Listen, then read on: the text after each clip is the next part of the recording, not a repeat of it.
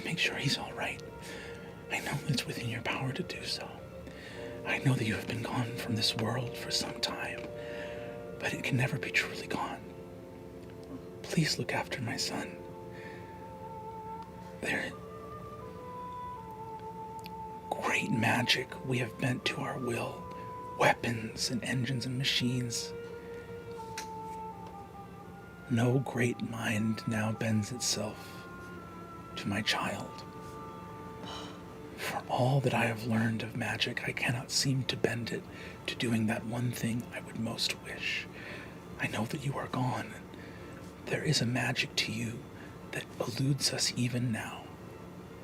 Please, look after Alice. Look after my boy. And around Aiden, you see the image of a woman in a enormous dark cloak. Only you can see her because she was praying specifically to you, but you feel the energy of that prayer like enter your body, and for a moment it almost is like your bone and muscles suddenly feel powerful but also tight, containing something that maybe they don't have the power to contain. And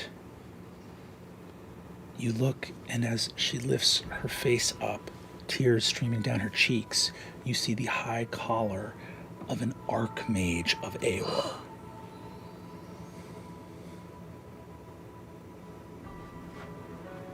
You see that the image fades as she finishes her prayer, wipes the tears from her eyes, casts a small cantrip to remove the look of weeping from her face, puts the hood up, takes a holy book to the Everlight, wraps it in cloth, and hides it so that it will not be found on her person when she leaves this place.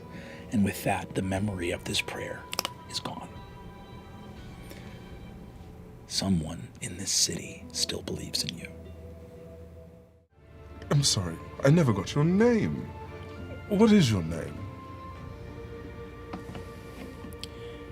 I think it's time for me to go. And you see that the figure... As he goes to go, I'm going to command and cast command and say, sit. Hell yeah, it's about to pop off. Incredible. So you're going to cast command. Yes.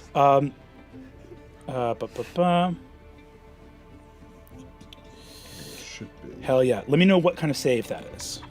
Sure. It's a wisdom save of 19. What is your command? I think I think here it is. It's essentially halt. Halt. The figure stands and stops suddenly, turns to look at you. You see gleaming golden eyes, a hairless head. You behold a planetar, one of the high angels of the celestial heights. You see the back that you believed to be hunched in drinking conceals a pair of mighty wings underneath his cloak as this dour angel moves to leave and is suddenly frozen in place. And I kind of stand as soon as I do and put my hand over his shoulder, caressing his face, and be like, oh, you are beautiful. This was quite easy, wasn't it? Now, I've heard from a few little birdies that you have been quite the bad angel. In this moment, a look of recognition dawns on the Celestial's face. Command, how long does command last for? It's one round. 1 round. 6 seconds. As you say bad angel, I'm gonna need both of you to roll initiative. Can he see me? I cannot see you. I need both of you to roll initiative. Here we go. Here we go. We're really good that our first Cosmic bar initiative fight. roll is against an angel. This is going well. Two gods and an angel walking to a bar. Also, what a great game of D&D. We're fighting in a tavern. You know, that's what you want. That's what you want at the end of the day. You don't happen to have the Warcaster feat, do you? I do. Okay, So, he leaves your threatened area. You get a second attack. Okay, because I'm also Warcaster. You're also a Warcaster, which means you can attack, but you also both have the option to cast a spell Yes. as he attempts to leave your threatened area. So, okay. So, do you want to act first, or should I act? You go. So this is my domain, right? Yes. I'm a And god right now. you are surrounded by worship, so you can push the edges of the possible in this space. You were the wrong guy to be here when this dude tried this. So I think I am literally going to bend this. I'm going to, and again, you can tell me this is crazy, but I'm literally going to bend the reality of this space. And the door that was essentially of the Aeomaton is going to just open wide, but you just see this mouth just sort of erupt from this door as it kind of goes towards it, and it's just going to clasp onto him and capture him in this like crystalline cage. Unbelievable. For those watching at home, it is an established game mechanic in our world that in areas of like holiness or temples or things like that, we push the bounds of the possible. I'm going to use your other DC that I have marked down here, and we're going to roll this, and I think this is actually going to be a dexterity saving throw, which now means that our friend has to roll a 17 or higher on the die. That is a 7. So you watch, and Salah, as you stand, golden, exquisite, a body crafted by mortal hands in perfect symmetry. You live in this world as the ultimate achievement of that which you most wished, the artistry and beauty of mortals. Ages ago, the divine touched the real, and your living form is the real reaching back, hand in hand, two dancers twirling in the stars forever. You see a vision far past here, unable to join the city of Aeor, but thrumming in the heart of Exandria. The Archheart beats. Boom! The Aeormaton door spins, revealing an extra-dimensional chamber, a false hallway. Shwomp! Shwoom! And suddenly, silence fades over this space within the Ars Elysia as this angel flies and is suddenly stretched through space and light and gone. And you hear silence as chorus goes, "Sorry for the interruption, everybody. Let's get this band playing again. 2, 3, 4. What do you do as you approach the gate? The gate is locked. Mm-hmm.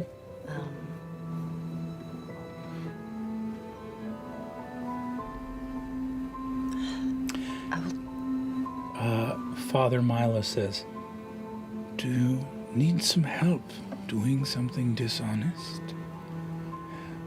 Yes.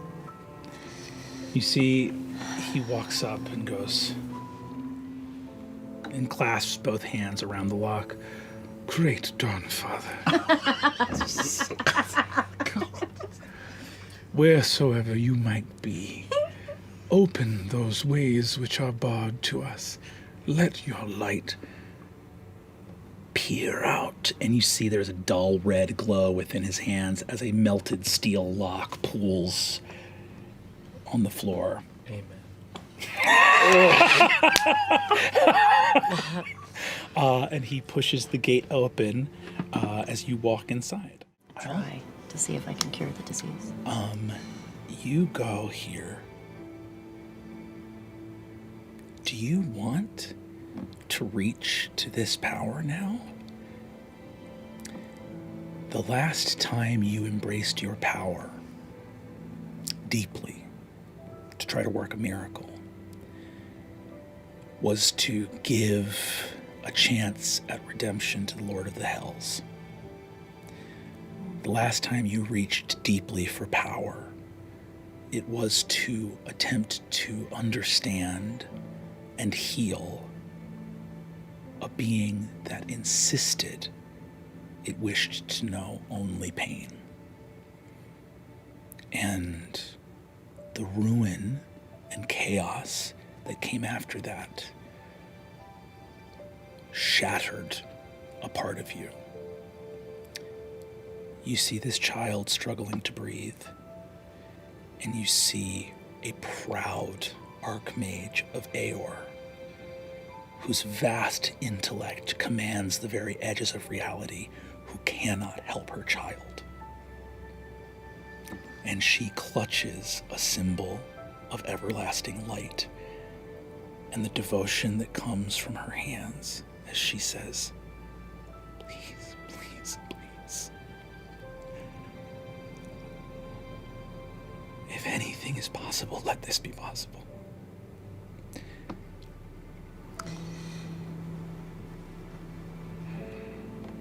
This is one of the only things I know how to do. And I've forgotten it. But I can still feel that ability there. And I think if this is the last thing that I do here, I would like to try. Walking down the hallway, light fills the hall.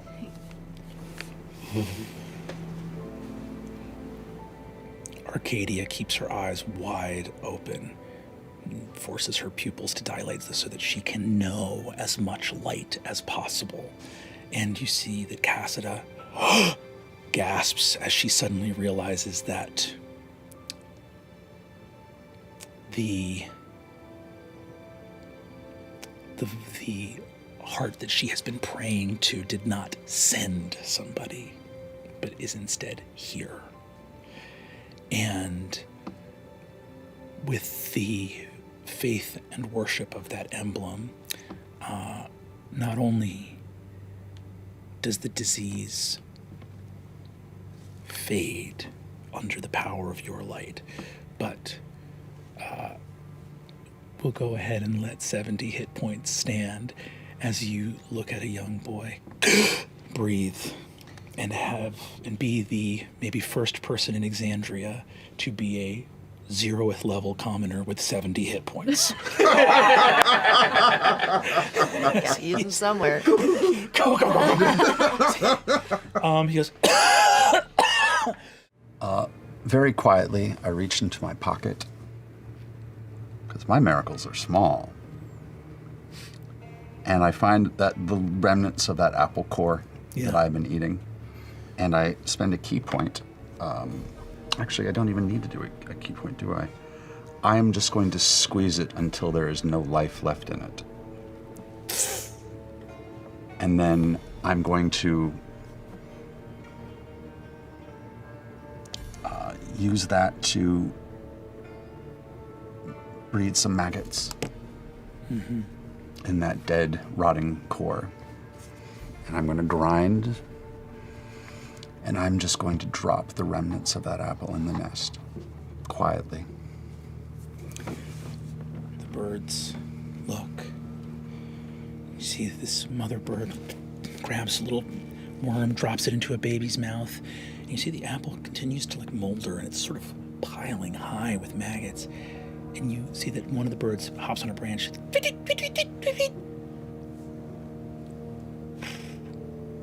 Softly, not en masse, one or two at a time, birds begin to come as this apple core desiccated, breeding maggots, and they eat well for the first time. The maggots will drop into the soil and feed the tree quietly as well. Tree with life. The tree. Mother. How deep are your roots, child? Deeper than they think. They believe they make walls, but they make only nets. There are always holes for life to find. You are so wise. I have seen more than a small tree should. they will know how little of you it takes to break a wall. The birds begin to sing. It is not only humans that worship. And you hear the ground breaking as roots spread from this tree towards the base of the onyx pinnacle. And you see that the tree opens its roots as the soil sinks down into rock and rubble. The tree moving and pushing apart wide enough for you to slip inside. That's so cool. If you wanted to make us to serve the gods, you should not have made us good.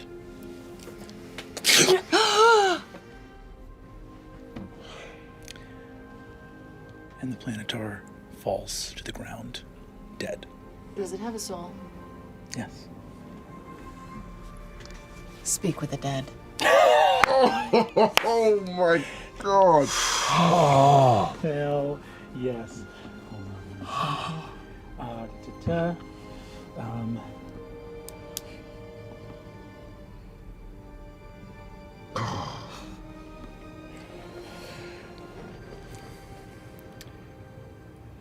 Darkness.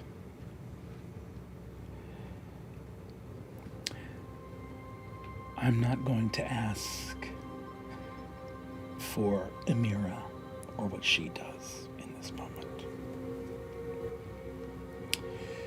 Because Garathrin, the Planetar, finds himself in the shadows at the edge of creation.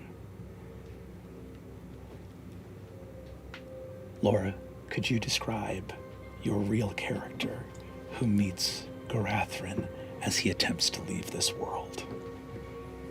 Enormous.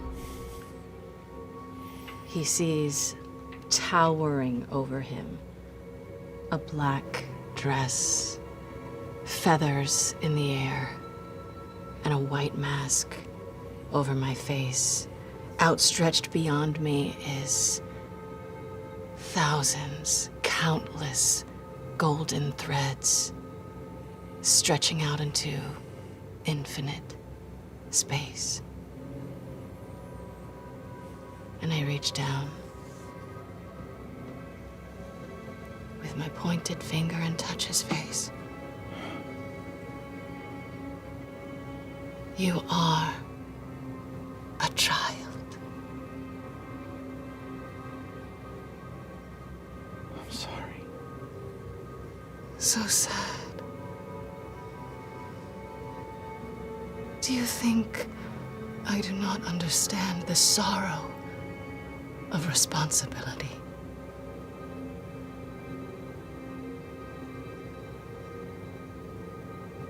I did not know. And fluttering of raven's wings, golden threads. There is too much power here for him to resist.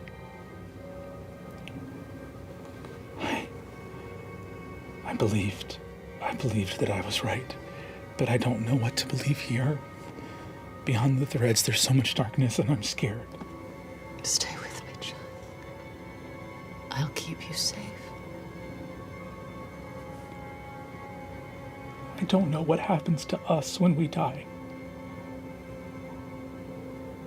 Do you? Peace. You can be at peace. Successfully casts a shield spell, surrounding themselves in arcane power, and your axe cleaves through the magic like it is butter. Trivial. Absolutely trivial. And you see that your axe glows. You see that all of their shield is made of hundreds of thousands of intricate little runes and phrases. And there is one rune on your axe written in the language of the gods, which just means denial. as though they had written 1,000 pages of petition to some divine judge to be able to warp reality, and got a one-word response. No. Whew, that's a hit. Go ahead and roll damage. 5. That is not going to do it. Last chance to counter this silence spell, otherwise it's going to get really nasty. That is a 3. Oh my god. Both counter spells from the Guardian constructs fail. You see the Archmage, as this silence emanates from Zaharsht. Here are the spells in order that are not going to be able to work. With a verbal component, Time Stop cannot work. With a verbal component, Teleport cannot work. Mm-hmm. With a verbal component, neither can Globe of Invulnerability. Wall of Force has a verbal for banishment. This silence really needed to go off. And no reaction, so counterspell was not possible on Zaharsht's turn. Misty Step, verbal component. Oh, this is so bad, buddy. Silence is the best fucking fuck off for any magic user. It is so mean. This mage capable of casting 9th level spells is going to make an athletics check. The MV porpoise. Because that's all this motherfucker can do. That's 23 to hit. 23 hits. All right, that does a lot less damage. That's fine. Here we go. That's 14 points of damage. How are they looking? They are looking so bad. They are looking so bad. Burn another key point for Flurry of Bellows. Here we go. Okay, I'm going to make another unarmed strike. Here we go. 27 to hit. 27's going to do it. All right, that's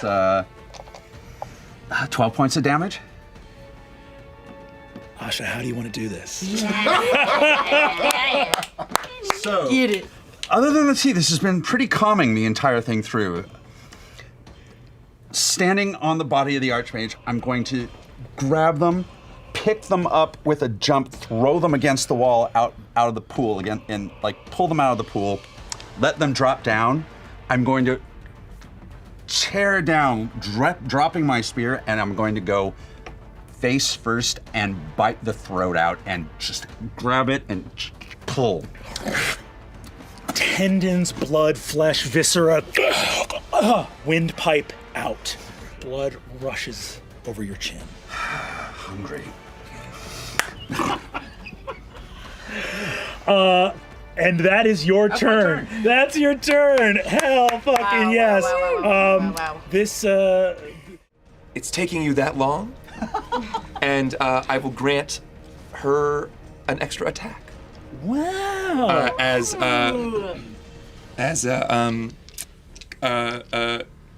What is it called?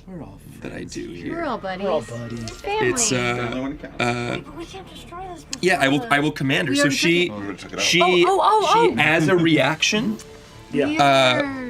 can immediately make a weapon attack Hell yeah. and add 3 to the damage.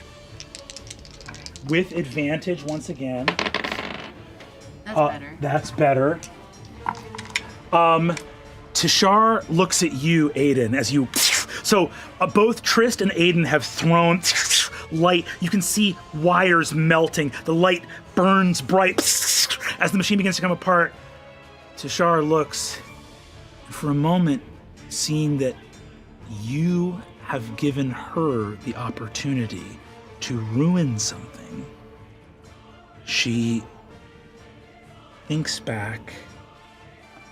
And for a moment, you're at the back of a vessel made of light. Force. Power. Hope.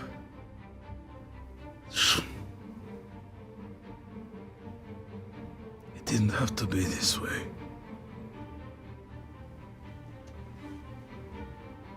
There's a purpose to all of us. severs the engine, and all of you feel the pinnacle above you begin to shake powerfully. With the engine gone, you see both of these constructs move back against the wall, standing on these sort of central runic pillars as they both shudder and disanimate. The engine destroyed. That is the end of this round of combat. As we come out of combat, that's a big round, folks. What do all of you do in this moment as you begin to hear the pinnacle shudder and shake as the engine dies in front of you with one blow of Tashar's greatsword? I guess we gotta join them back up in the room. Yeah. We have to run. Yeah, we have to kind of get out of I here. still gate have still there? My arcane gate is still open. Holy shit. 10 minutes, baby. Oh wow. All of you flood this place along with this mortal archmage looking around. The dead body of the archmage here with the throat torn out. 2 constructs disanimate as suddenly you hear it from outside.